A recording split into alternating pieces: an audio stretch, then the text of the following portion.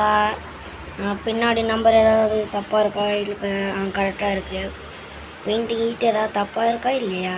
எல்லாமே கரெக்டாக இருக்குது. கரெக்டு. என்னையா இது 750 ரூபா தான் கட்ட வேண்டியது, 350 ரூபா தான் கட்டிக்கிற. உன்னோட இதுவெலாம் இங்கே செல்லுபடி ஆகாது. போ உன்னோட இதுவெலாம் செல்லுபடி ஆகாது போ. 2013 இருக்கிற எஃப்சி பீஸ் தானே ஐயா இப்போ கட்டணும்.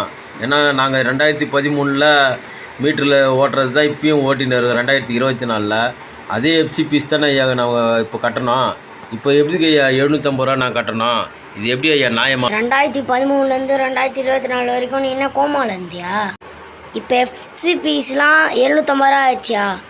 இன்னும் கோமாவிலேருந்து வெளியே வரலையா? நாங்கள் கோமாவிலேருந்துலாம் வெளியே வந்துட்டோம் ஐயா. ஒன்று நீங்கள் தான் கோமாவில் இருக்கிற மாதிரியே எங்களை நடத்தின்னு இருக்கிறீங்க. ஏன்னா 2013 நீங்கள் 350 ரூபா தான் பீஸ் வாங்கினீங்க.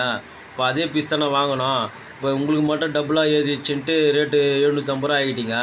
நாங்கள் மட்டும் 2013 போட்டால் அதே மீட்ரு வச்சுருந்தோன்னா இது வரைக்கும் ஓட்டின்னு இருக்கோம். இது என்ன நியாயம்?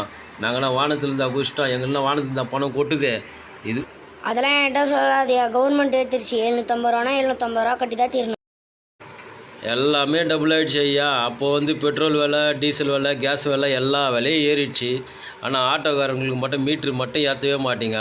11 வருஷமாக இதே இதில் தான் ஓட்டுறோம்.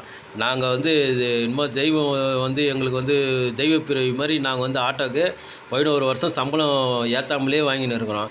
இது எந்த விதத்தில் நியாயம் ஐயா? நீங்களே சொல்லுங்கள். அது என்கிட்ட கேட்கக்கூடாதுப்பா. அது நீ கவர்மெண்ட் கிட்ட தான் கேட்கணும்.